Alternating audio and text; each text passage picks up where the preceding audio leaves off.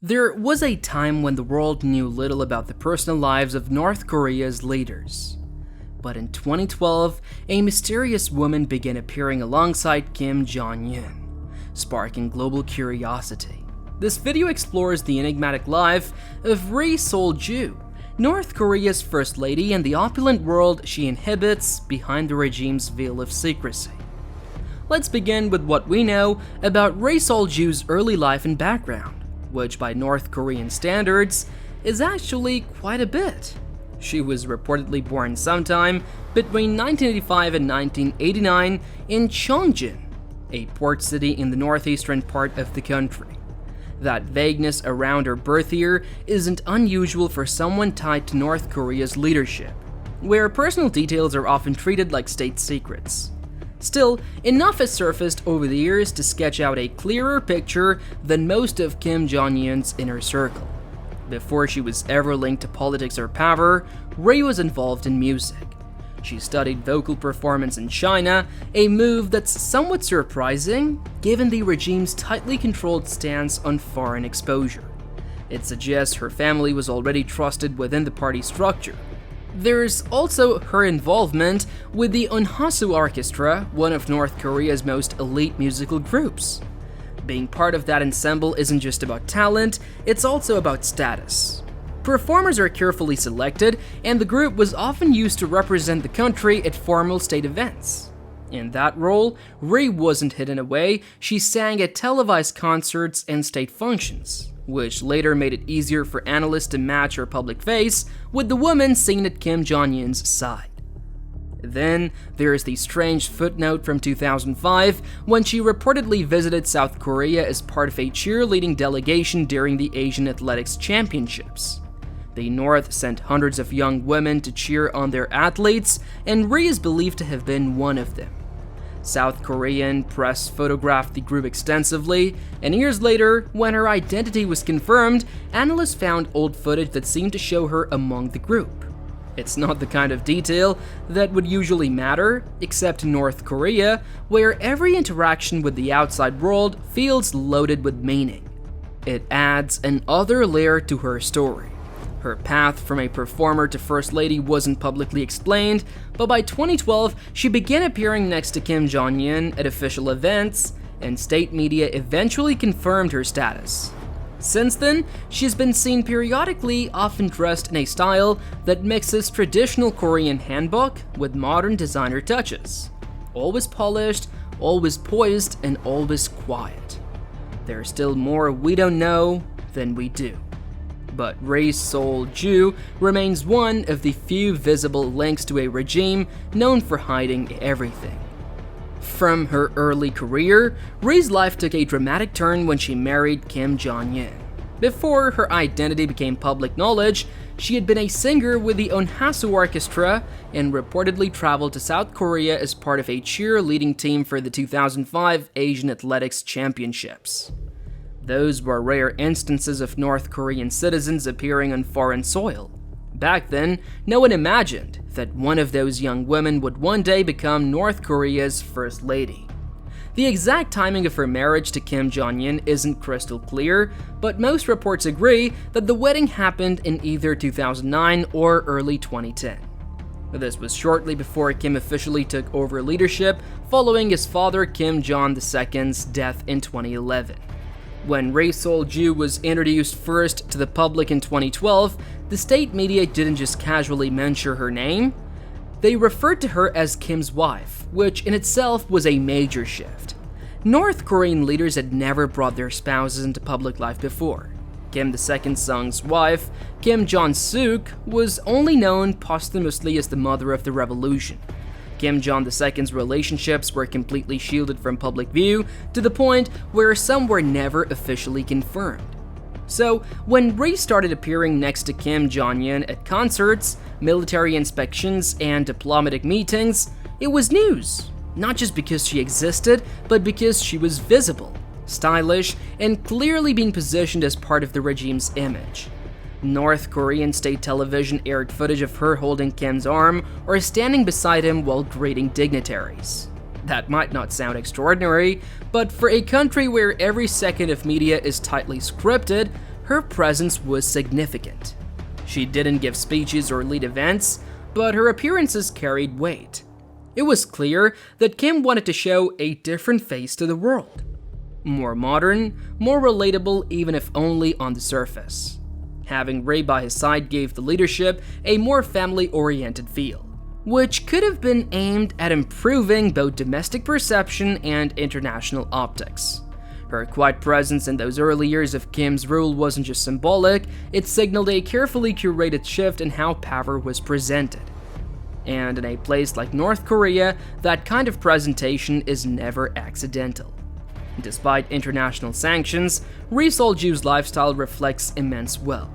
Her appearances, though limited and tightly controlled by North Korean state media, show a woman who lives far removed from the daily reality faced by most citizens in her country.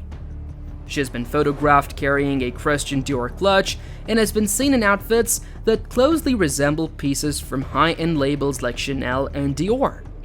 Brands that are explicitly banned under United Nations sanctions targeting luxury imports to North Korea. The contrast couldn't be more stark. Inside North Korea, millions live under food rationing systems, with many areas still struggling to recover from famine-era conditions.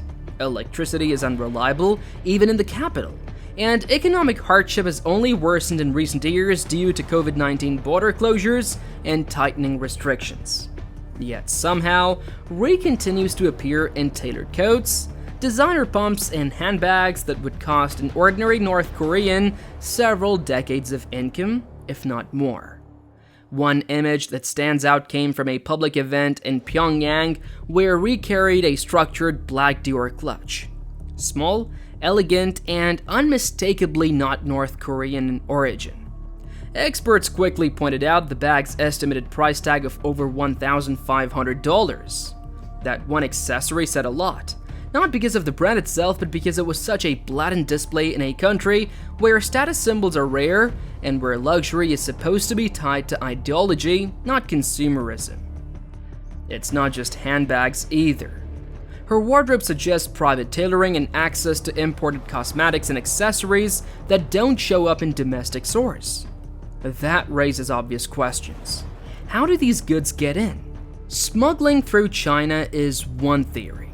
And some believe diplomatic channels are used to quietly sidestep trade bans. Regardless of how they're obtained, the message they send is loud. The elite live by a different set of rules. Ri Sol-ju doesn't speak publicly, and her image is carefully curated. But what she wears and carries still sends a message, whether intended or not. In a country where television sets are state-issued and smartphones are tightly monitored, even a silent handbag can stir conversation. While most North Koreans are rationing rice and scrapping by, Ri is stepping out with global luxury on her arm. And that gap between appearance and reality might be the most telling part of her public role. Ri Sol-ju has also played a role in North Korea's diplomatic engagements. When she began showing up at international events in 2018, it caught a lot of people off guard. North Korean leaders had traditionally kept their family members, especially their wives, far away from the public eye. So, when Ri accompanied Kim Jong Un to meetings with Chinese President Xi Jinping and later with South Korean President Moon Jae-in, it wasn't just a change of pace, it was a statement. The first noticeable shift came during Kim's surprise visit to Beijing in March 2018. Ri appeared side by side with her husband in official portraits, dressed in a tailored light pink suit and carrying herself with quiet poise. Chinese state media mentioned her by name and even praised her grace. It wasn't the kind of formality people expected from North Korea's typically stiff and calculated optics, but it didn't stop in there. In April of that same year, during the historic inter-Korean summit at the border village of Panmunjom, Ri met South Korea's First Lady, Kim Jong-suk. The two women chatted, exchanged smiles, and even strolled together for photographs. That kind of soft diplomacy, women standing beside their powerful spouses in a moment of supposed unity, sent a message far more subtle than any signed document. Ri didn't speak at these events, but her presence was deliberate. Her outfits were modest but expensive, and her body language was always measured. She wasn't just attending out of obligation, she was being used as part of a broader diplomatic strategy. For a regime that tightly controls every image and word that leaves the country, her inclusion in these moments was intentional. It helped soften Kim Jong Un's image on the world stage without actually changing any of North Korea's policies. She also attended less formal events, like concerts and performances hosted for foreign dignitaries. These cultural appearances reinforced a curated picture of North Korea as modern, sophisticated, and family-oriented, despite its ongoing repression and isolation. Ri was, in many ways, the visual contrast to the hardline military culture so often associated with the country. By placing her in these settings, the leadership was pushing a different kind of message, one designed to appeal more to foreign audiences than to the people at home. It was diplomacy through presence, not words, and Ri became an essential part of that playbook. Beyond her public role, Ri Sol-ju is also a mother. That part of her life, like nearly everything in North Korea's ruling family, is mostly kept out of view. Still, pieces of the puzzle have come together over time, offering rare glimpses into the private side of the Kim household. It's believed that she and Kim Jong Un have 3 children, although only one has been publicly acknowledged, which is their daughter, Kim Ju-ae. The first world heard her name in 2013. Not through official channels, but from Dennis Rodman.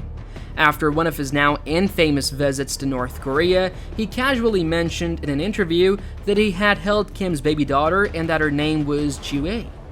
It sounded like an offhand comment, but considering how little information ever escapes the regime, it carried weight.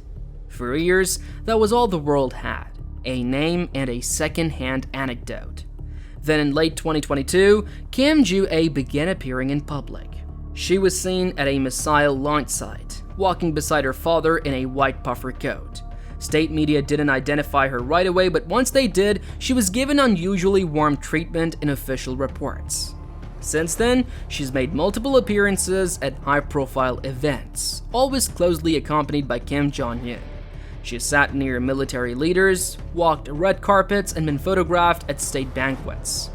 In North Korea, where every image is choreographed, that kind of visibility isn't accidental. Ri Sol-ju is never far from those appearances. When Ju-ae attends, Ri is often present too, usually positioned just behind or beside her. She doesn't interact with the press or speak publicly, but she's there, silent, composed, and clearly part of whatever message is being sent. Some observers believe the family is slowly introducing Ju-ae as a possible future figure in the regime, maybe even a successor. Others argue it's too soon to say, and that the appearances are more symbolic than strategic. What's clear is that Ri plays a central role in whatever future the leadership is imagining. As a mother, she's raising children in one of the world's most tightly controlled environments, with stakes that extend far beyond a typical household.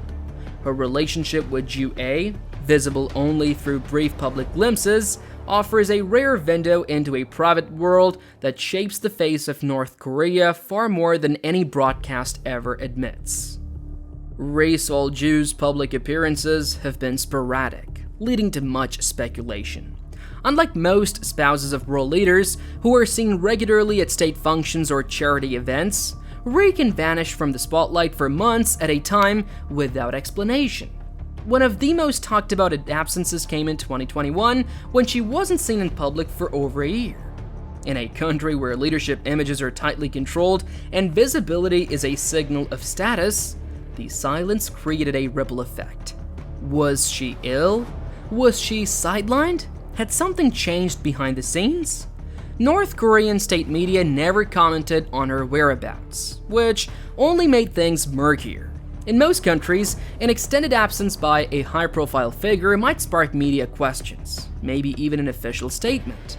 In North Korea, silence breeds rumors. Some South Korean intelligence sources suggested her disappearance could be related to childbirth. while others speculated that internal politics or a shift in Kim Jong Un's inner circle might be the cause. None of it could be confirmed, and that's exactly how Pyongyang prefers it: controlled ambiguity. But then, just as suddenly as she disappeared, Ri re-emerged. In February 2021, she was photographed attending a concert alongside Kim Jong Un to mark the birthday of Kim Jong II, the late leader and Kim's father. The timing of her return mattered. It wasn't just a casual outing, it was a symbolic national event. Her presence suggested she was still very much part of the leadership image, even if her role wasn't always visible. And she didn't appear diminished or sidelined.